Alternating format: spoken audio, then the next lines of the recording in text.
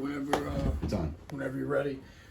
All right, so my name is Matthew Simone. I'm the director of Bravo Foxtrot United Veterans.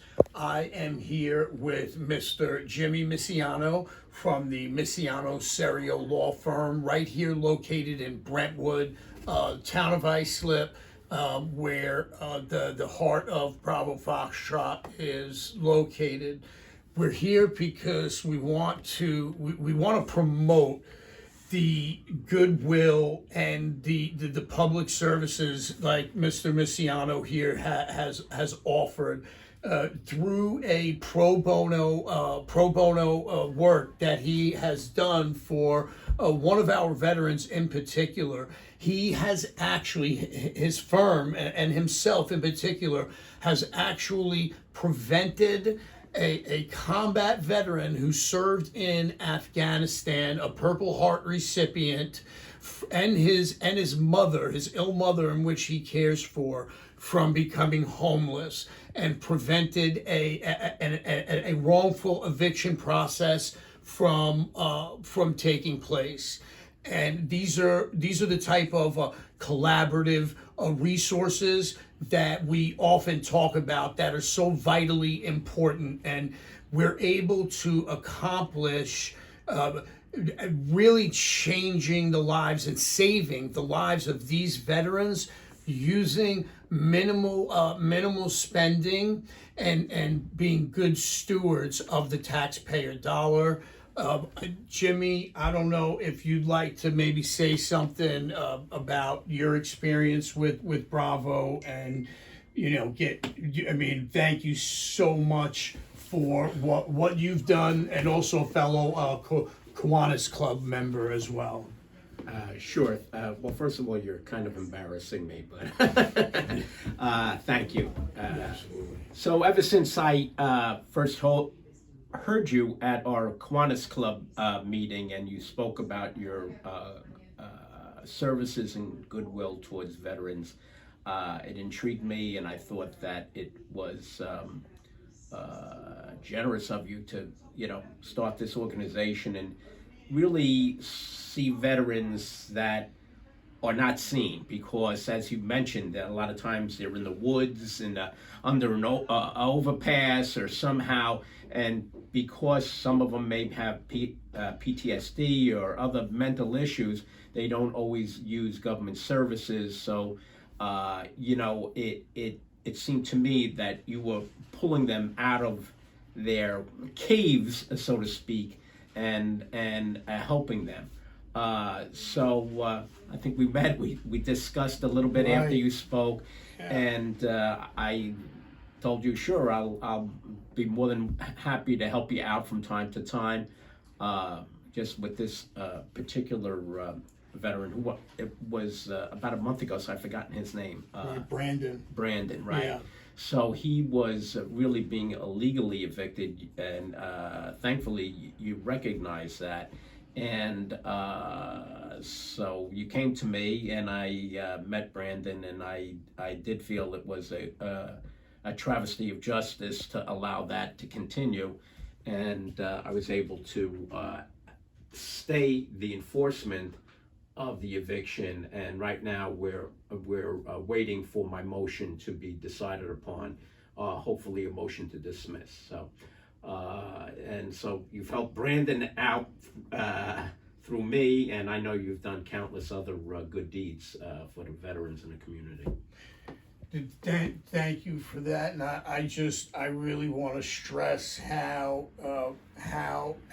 important it is to to put this out there into a lot of people, and I know yourself, and we've spoken that you're not in wanting to seek out the notoriety or whatnot, but in my opinion, in my experience, it's so vitally important, because the more we showcase and the more other people get to see the good that comes out of charitable work, it promotes people to go ahead and do it themselves, and that's what we've seen happen. It's kind of like that old, I don't know, saying it's better to give than receive. And Yeah. I've learned that through the Kiwanis Club when when we see people that we've helped, and sometimes years later they tell you some type of thing that helped them out in their life.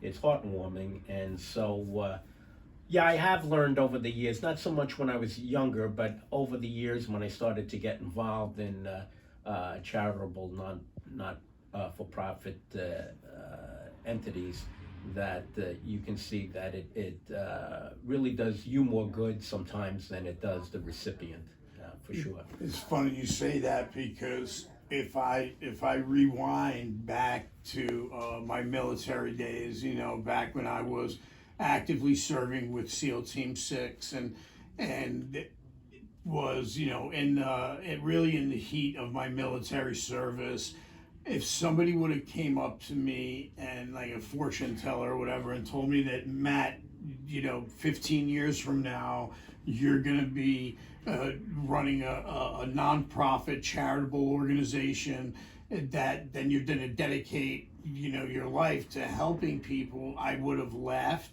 I would have laughed at them. There'd be no way that I would have believed that.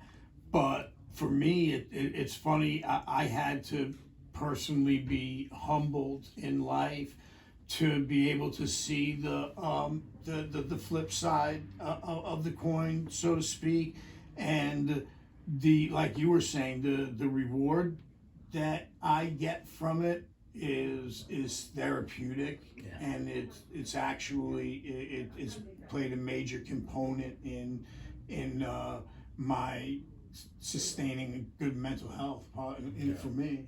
And I think that's not just true for you, but would be true for other people, if they allow themselves to spend time just giving a little bit back to the community, however way they want to do it. It can restore. It's restorative to the mental health in a lot of ways. Yeah, for sure.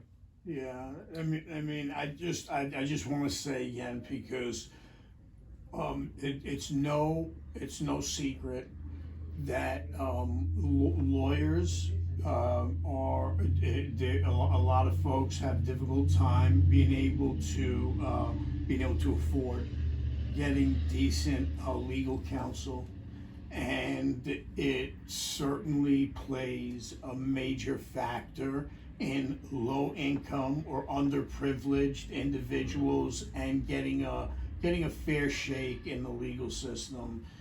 And the work that you've done, and that you've offered to continue to do as much as you can, it really makes a significant impact. Because when I speak to a lot of these guys, and Brandon in particular, and let them know that there was going to be a lawyer of and you're well-known lawyer, you have a good law firm, and I've doing this looked 45 years. a very established law firm.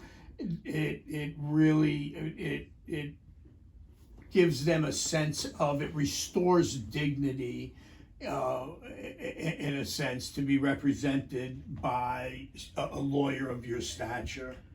Hopefully it empowers them too. When I first decided to go to law school, it really wasn't so much money that motivated me. It was really more that I can affect a change in society. So this is kind of like the fruition of my studies and career.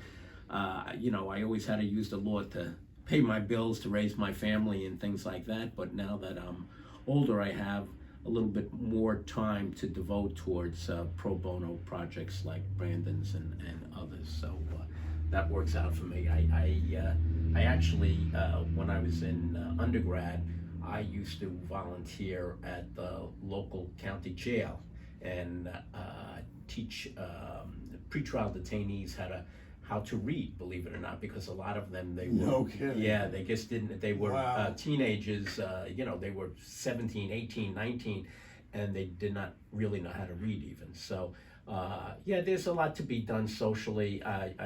We can discuss that whole issue Right. of incarcerating people and Yeah. expecting them to be different 5 years later when you don't offer them any tools to get back into society.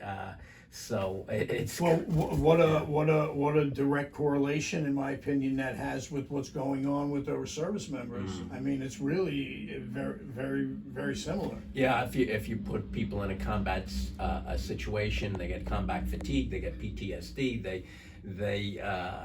It's hard for them to, and then you just dump them back into civilization, so to speak. Yeah, it's kind of hard for them to just turn it on and off, and Right. you have to give them the tools to be able to do that for sure. Yeah. Right. So. I think we're good.